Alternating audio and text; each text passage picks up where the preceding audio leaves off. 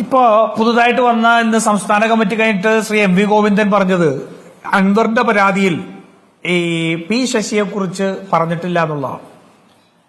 മലയാളികളെ മണ്ടന്മാരാക്കുന്നത് നോക്കൂ. P V അൻവറും പറയുന്നു പറഞ്ഞിട്ടില്ല എന്ന്. ഞാൻ ചോദിക്കട്ടെ, എന്തിനായിരുന്നു പിന്നെ പാർട്ടിക്ക് പരാതി കൊടുത്തത്? പി വി അൻവർ ഉദ്യോഗസ്ഥ തലത്തിലുള്ള കുറെ സംഭവങ്ങളെ കുറിച്ചാണ് പരാതി ഉന്നയിച്ചതെങ്കിൽ അത് സർക്കാർ നോക്കേണ്ട കാര്യമുള്ളൂ. പിണറായി വിജയൻ മുഖ്യമന്ത്രി നോക്കേണ്ട കാര്യമല്ലേ ഉള്ളൂ. എന്തിനായിരുന്നു എം വി ഗോവിന്ദന് പരാതി കൊടുത്തത്? പാർട്ടി നടപടിയെടുക്കേണ്ട ഇതിനകത്തുണ്ടായിരുന്ന ഈ ആരോപണത്തിലെ ഏറ്റവും പ്രധാനപ്പെട്ടത് അജിത് കുമാർ ചെയ്യുന്നത് മുഴുവൻ പി ശശിക്ക് അറിയാമെന്നായിരുന്നു. പി ശശിയോട് താൻ പലവട്ടം പറഞ്ഞിട്ടുണ്ട്. പക്ഷെ പി ശശി നിശബ്ദത പാലിച്ചു. എന്ന് വെച്ചാൽ പി ശശി കൂടി അതിനകത്ത് കംപ്ലൈസന്റ് ആയിരുന്നു എന്നുള്ളത് തന്നെയാണ് ആരോപണം. പാർട്ടിക്ക് അന്വേഷിക്കാനുള്ള പി വി അൻവറിന്റെ ആരോപണത്തിലെ ഒരേ ഒരു പാർട്ടി ബന്ധം അതല്ലേ? അപ്പൊ അത് പാർട്ടിക്ക് എഴുതി കൊടുത്തിട്ടില്ല എന്ന് പറഞ്ഞാൽ പി വി അൻവറും മറ്റു ചിലരും കൂടി നാട്ടുകാരെ മുഴുവൻ കബളിപ്പിക്കുകയാണ്. പി വി അൻവർ എങ്ങനെയാണ് പി വി അൻവറിന് ഇത്രമാത്രം ശക്തി കിട്ടുന്നത്? അത് മുഖ്യമന്ത്രിയുടെ അനുഗ്രഹാശിസുകളോടെ മാത്രമാണ്. ഇതിനകത്തുള്ള രാഷ്ട്രീയ നീക്കം എന്താണെന്നുള്ളത് മാത്രമാണ് നമുക്ക് അറിയേണ്ടത്. രാജീവ് നായർ ഇപ്പോൾ എസ് പി സുജിത്ദാസിനെതിരെ താൻ ചില വെളിപ്പെടുത്തലുകൾ നടത്തിയ ശബ്ദരേഖ പുറത്തുവിട്ടതിന് 3-ാം ദിവസം സസ്പെൻഷനിലായല്ലോ, കാത്തിരിക്കൂ എന്ന് പറയുന്നു. ഇന്നത്തെ വാർത്താ സമ്മേളനം വിശദമായി ഈ പോലീസ് സംവിധാനം എങ്ങനെയാണ് മലപ്പുറത്ത് പ്രവർത്തിക്കുന്നത്, എങ്ങനെയാണ് സ്വർണ്ണക്കടത്ത് നടത്തുന്നത്, അതിൽ നിന്നും കോടികൾ അവരെങ്ങനെയാണ് കൈവശം നേടുന്നത് എന്നതടക്കമുള്ള കാര്യങ്ങൾ പറയുന്നു. അതോടൊപ്പമാണ് ഈ പൊന്നാനിയിലെ കേസും പറഞ്ഞത്. ഒരു സ്ത്രീ ഒരു പരാതി പോലീസിനെതിരെ നൽകിയാൽ ആ സ്ത്രീയുടെ ചരിത്രം പരിശോധിക്കുന്നതിന് മുമ്പ് ഒരു പരാതി നൽകിയാൽ അതിൽ FIR ഇടുക എന്നൊരു ആദ്യ നടപടിയുണ്ട്. അതുണ്ടായിട്ടില്ല. ആ പോലീസ് സംവിധാനം ആ പോലീസുകാരന് വേണ്ടി ഒരു അന്വേഷണം നടത്തി എന്ന് ആ പോലീസുകാരൻ തന്നെ പറയുകയാണ്. ആരോപണ വിധേയനായ CI തന്നെ പറയുന്നു, അന്വേഷണം നടത്തിയിട്ടുണ്ട്, അന്വേഷണത്തിൽ ക്ലീൻ ചിറ്റ് ലഭിച്ചു എന്ന്. അപ്പോൾ അന്വേഷണത്തിന് തെളിവുകൾ എവിടെ? അതൊരു പ്രധാനപ്പെട്ട ചോദ്യമല്ലേ? ബാക്കിയെല്ലാം മാറ്റിവെക്കാം. ഒരു FIR ഇടുക എന്നത് പ്രാഥമികമായി ചെയ്യേണ്ട കാര്യമല്ല. തീർച്ചയായിട്ടും ഞാൻ പറയുന്നത് ഏതൊരു സ്ത്രീ ലൈംഗികാതിക്രമത്തെ സംബന്ധിച്ചൊരു പരാതി കൊടുത്താൽ അതിനകത്ത് ആ ഇൻഫർമേഷൻ കിട്ടുമ്പോൾ തന്നെ അത് FIR. അതാണല്ലോ നമ്മൾ ഹേമ കമ്മിറ്റിയിൽ മുഴുവൻ സർക്കാരിനെ പ്രതിരോധത്തിലാക്കുന്നത്. അതാണല്ലോ, ഒരു ഇൻഫർമേഷൻ കിട്ടിയാൽ FIR രജിസ്റ്റർ ചെയ്യണം. ഈ സ്ത്രീ പരാതി കൊടുത്തിട്ടുണ്ടെങ്കിൽ FIR ഇടണം എന്നുള്ള കാര്യത്തിൽ സംശയമൊന്നുമില്ല. പക്ഷെ ഇന്ന് വന്ന ഇതിനകത്തുള്ള പ്രതികരണങ്ങൾ നോക്കൂ. CA പറയാണ് ഹണി ട്രാപ്പിൽ ബന്ധപ്പെട്ടിട്ടുള്ളവരാണ്. അതിനോടൊപ്പം തന്നെ ഈ സ്ത്രീ പറയുന്നു, ഞാൻ PV അൻവർ MLA ഞാൻ ബന്ധപ്പെട്ടിരുന്നു എന്ന് പറയുന്നു. അല്ല, സമയം നോക്കണം ശ്രീ രാജീവ് നായർ. ഒന്ന് ഇടപെട്ടോട്ടെ. ഇന്നിപ്പോൾ PV അൻവർ MLA ഇന്ന് പറയുന്നു, ഇന്ന് വാർത്താ സമ്മേളനത്തിൽ പറയുന്നത് അതാണ്. ഞാൻ ഈ സ്ത്രീ സംസാരിക്കുന്നത് പാർട്ടി സഖാക്കളുടെ ഓഫീസിൽ വെച്ചാണ്. അവിടെ വനിതാ നേതാക്കളുണ്ട്, മഹിളാ അസോസിയേഷന്റെ നേതാക്കളടക്കം ഇരിക്കുന്നിടത്ത് വെച്ചാണ് ഞങ്ങൾക്ക് ഈ അഭിമുഖം നൽകുന്നത്. അപ്പോൾ PV അൻവറെ ഈ സ്ത്രീ ബന്ധപ്പെടുന്നത് എപ്പോഴാണ്? സുജിത്ദാസ് അടക്കമുള്ളവർക്കെതിരെ വെളിപ്പെടുത്തൽ നടത്തിയ ഘട്ടത്തിലാണ്. ഇവിടെ നിന്നൊരു നീതി കിട്ടിയേക്കാം, ഇങ്ങനെ പറഞ്ഞാൽ, ഈ ഘട്ടത്തിൽ പറഞ്ഞാൽ എന്തെങ്കിലും ഒരു നീതി കിട്ടുമെന്നുള്ള പ്രതീക്ഷയിൽ അവർ പോയി കാണുന്നു എന്നുള്ളതാണ്. ഈ സീക്വൻസ് മാറിപ്പോവരുത്. അല്ല, അതായിക്കോട്ടെ. ഞാൻ ചോദിക്കുന്നത്, പോലീസ് ഇത് ഹണി ട്രാപ്പാണെന്ന് പറയുകയാണെങ്കിൽ PV അൻവർ MLA ചേർന്ന് ഈ സ്ത്രീ ഹണി ട്രാപ്പ് നടത്തുകയാണോ? അതാണോ ഇതിനർത്ഥം? ഇതിനകത്ത് സ്മൃതി ഏറ്റവും പ്രധാനപ്പെട്ട പ്രശ്നമുണ്ട്. ഒട്ടേറെ ആരോപണങ്ങൾ, അത് ഏറ്റവും ഗുരുതരമായ കുറ്റകൃത്യങ്ങളെ സംബന്ധിച്ച് ഒട്ടേറെ ആരോപണങ്ങൾ വരുന്നു. ഈ ആരോപണങ്ങളുടെ പെരുമഴ കൊണ്ട് ഇതെവിടെയാണ് എന്താണെന്ന് പോലും അറിയാൻ പാടില്ലാത്ത അവസ്ഥയിലേക്ക് കാര്യങ്ങൾ പോവുകയാണ്. പക്ഷേ കേരളത്തിൽ ഒരു സർക്കാരുണ്ട്. ഞാൻ ലോകത്തെ മുഴുവൻ ക്ഷണിക്കുകയാണ്. നമ്മളൊക്കെ പലപ്പോഴും ചർച്ചകളിലും അല്ലെങ്കിൽ പ്രസംഗങ്ങളിലൊക്കെ പറയുന്ന ബനാന റിപ്പബ്ലിക് എന്താണെന്ന് അറിയണമെങ്കിൽ ഞാൻ ലോകത്തെ മുഴുവൻ കേരളത്തിലേക്ക് ക്ഷണിക്കുകയാണ്. എന്ത് ചെയ്യുകയാണ് ആഭ്യന്തരമന്ത്രി എന്ന് പറയുന്ന ഒരു പുങ്കവൻ അവിടെ ഇരുന്നുകൊണ്ട്? മുഖ്യമന്ത്രി അണ്ണാക്കിൽ പിരിവെട്ടിയ പോലെ ഇരിക്കുകയല്ലേ?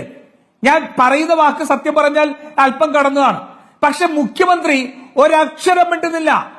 ഈ സുജിത്ദാസ് എന്ന് പറയും അൻവറിന്റെ ആദ്യത്തെ ഇര ആരായിരുന്നു? ഒന്ന് നോക്കൂ അൻവറിന്റെ പ്രിവിലേജ്. അൻവർ ആദ്യം ആരോടാണ് സമരം തുടങ്ങിയത്? ഷാജൻ സ്കറിയയോടാണ് സമരം തുടങ്ങുന്നത്. ഷാജൻ സ്കറിയയിൽ നിന്ന് 2 കോടി കൈപ്പറ്റി ADGP. എന്താണ് അദ്ദേഹത്തിന്റെ പ്രശ്നം?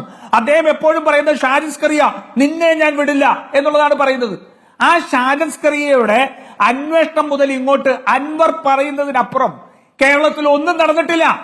അങ്ങനെ അൻവർ പറയുന്നത് നടക്കണമെങ്കിൽ പിണറായി വിജയൻ ബ്ലൂ ഐഡ് ബോയ് ആണ് അൻവർ, ഇല്ലേ? അങ്ങനെ അൻവർ പറയുന്ന കാര്യങ്ങൾ മാത്രം ചെസ്റ്റ് നമ്പർ ഇട്ട് പറയുമ്പോൾ, ചെസ്റ്റ് നമ്പർ ഇട്ട ആളെ വെച്ച് അതിനനുസരിച്ച് പോലീസ് നടപടിയെടുക്കുമ്പോൾ പോലീസ് നടപടിയെടുക്കുന്നതിന് മുൻപേ അൻവർ ഫേസ്ബുക്ക് പോസ്റ്റ് ഇടുമ്പോൾ ഇതെല്ലാം പിണറായി വിജയന്റെ പെറ്റാണ് അൻവർ എന്നുള്ള കാര്യത്തിൽ ആർക്കാ സംശയം? അതാണ് ഇവിടുത്തെ ഏറ്റവും പ്രധാനപ്പെട്ട പ്രശ്നം. മുഖ്യമന്ത്രിയുടെ നിശബ്ദത ദുരൂഹമാവുന്നതും അവിടെ തന്നെയാണ്. ഇനി നോക്കൂ, സുജിത് ദാസിനെതിരെ സസ്പെൻഷൻ എടുത്തു. സസ്പെൻഷൻ ഉണ്ട്. എന്താ സുജിത് ദാസിന്റെ എന്തുകൊണ്ടാണ് സസ്പെൻഡ് ചെയ്തത്? ADGP അജിത് കുമാറിനെതിരെ പറഞ്ഞ കാര്യങ്ങൾ അല്ലെ? ആ ADGP അജിത് കുമാറിനെതിരെ പറഞ്ഞ കാര്യങ്ങൾ മുഴുവൻ അവിടെ നിൽക്കുമ്പോ ADGP കണക്കുണ്ടോ? ലോ ആൻഡ് ഓർഡർ ഉത്തരവാദിത്തം പോലും ഒഴിയാൻ ADGPയോട് മുഖ്യമന്ത്രി ആവശ്യപ്പെട്ടിട്ടുണ്ടോ?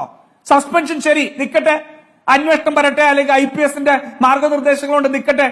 ADGP ലോ ആൻഡ് ഓർഡറിൽ നിന്ന് മാറ്റാൻ പറ്റില്ലേ? അയാളുടെ കീഴിലുള്ള ഉദ്യോഗസ്ഥരെ കൊണ്ട് തന്നെ അന്വേഷിപ്പിക്കുന്നു എന്ന് പറഞ്ഞ് പൊതുസമൂഹം പോലും ആ അന്വേഷണത്തെ പോലും സംശയത്തോടെ കാണുമ്പോഴും മുഖ്യമന്ത്രി എങ്ങനെ ADGP ആ സ്ഥാനത്ത് വരെ നിലനിർത്തുന്നു? ഏറ്റവും പ്രധാനപ്പെട്ട പ്രശ്നമല്ലേ? അപ്പൊ ഇവര് ഇതെന്താണ് രാഷ്ട്രീയ കളി എന്നുള്ളത് നമ്മൾ അന്വേഷിച്ചുകൊണ്ടിരിക്കുക. മുഖ്യമന്ത്രി ഒരേ സമയം PV അൻവർ പറയുന്ന കാര്യങ്ങൾ മാത്രം നടത്തുകയും അതേസമയം ആ ADGPയെ തന്റെ ചിറകിനുള്ളിലേക്ക് അങ്ങനെ കൊലപാതകിയായ സ്വർണം പൊട്ടിക്കൽ കേസിലെ പ്രതിയെ സഹായം ചെയ്യുന്ന, സ്വർണം കള്ളക്കടത്ത് നടത്തുന്ന, ആളെ തട്ടിക്കൊണ്ടുപോകുന്ന ഒരു ദാവൂദ് ഇബ്രാഹിമിനെ തന്റെ ചിറകിനടിയിലേക്ക് പിണറായി സംരക്ഷിക്കുകയല്ലേ? ഇല്ലേ? എന്നിട്ട് PV അൻവർ ഇതിനകത്ത് P ശശിയെ കൊണ്ടുവന്നു. പക്ഷെ പാർട്ടി കൊടുക്കുന്ന പരാതിയിൽ P ശശിയുടെ പേരില്ല.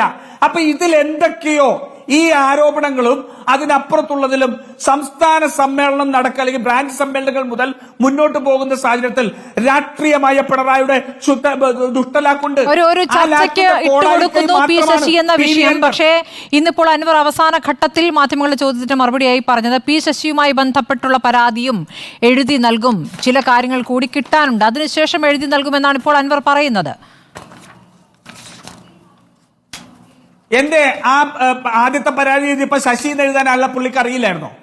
ശശി എന്ന് എഴുതുന്ന പേര് എങ്ങനെ എഴുതേണ്ടത് പുള്ളിക്ക് അറിയില്ലായിരുന്നോ? ആരെങ്കിലും ചോദിച്ചു മനസ്സിലാക്കാമായിരുന്നല്ലോ. നേരിട്ടുള്ള ഇടപെടൽ വ്യക്തമാക്കുന്ന തെളിവുകൾ അദ്ദേഹത്തിന് ഇനിയും കിട്ടാനുണ്ടത്രേ. അങ്ങനെയാണെങ്കിൽ പിന്നെ പൊതുസമൂഹത്തിനോട് എന്തിനാ പറഞ്ഞത്? അങ്ങനെ വ്യക്തമായ പേര് ഞാൻ പറയുന്നത് വാദത്തിന് വേണ്ടി P ശശി പരിശുദ്ധനാണെന്ന് വിചാരിക്കും. അങ്ങനെയാണെങ്കിൽ P അൻവർ P ശശിയുടെ പേരെടുത്തുകൊണ്ട് പാർട്ടിയെ മുഴുവൻ പ്രതിരോധത്തിലാക്കി, മുഖ്യമന്ത്രിയെ പ്രതിരോധത്തിലാക്കി ആ P ശശിയുടെ പേര് ഉന്നയിക്കുമോ? അതാണ് അഡ്വക്കേറ്റ് ബലദേവ് സച്ചിദാനന്ദൻ ഇതിനെ എങ്ങനെയാണ് വിശദീകരിക്കുക? ഇപ്പോൾ മുഖ്യമന്ത്രിയുമായുള്ള കൂടിക്കാഴ്ച. സ്മൃതി 15 സെക്കൻഡ്. അങ്ങനെ P ശശിയെ സംബന്ധിച്ച് വ്യക്തമായ തെളിവുകൾ ഇല്ലാതെയാണ് അൻവർ ആരോപണം ഉന്നയിച്ചെങ്കിൽ പിണറായി വിജയനെ കണ്ടപ്പോ അൻവർ എന്താ പറഞ്ഞത്? എന്തു പറഞ്ഞു ശശിയെ കുറിച്ച്? അന്വേഷിക്കണ്ടേ? എന്തുകൊണ്ട് പിണറായി വിജയനോട് ശശിയെ കുറിച്ച് പറഞ്ഞിട്ടില്ലെങ്കിൽ എന്തുകൊണ്ട് പറഞ്ഞില്ല? അന്വേഷിക്കണ്ടേ?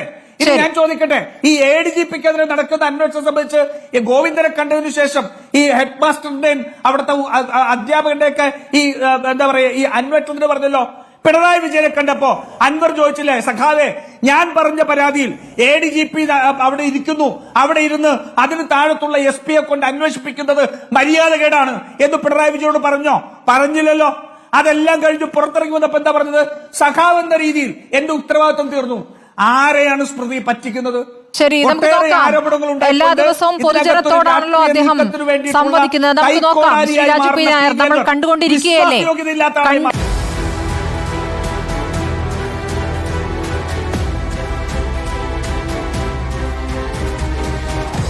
Debate with Smriti Parithikad.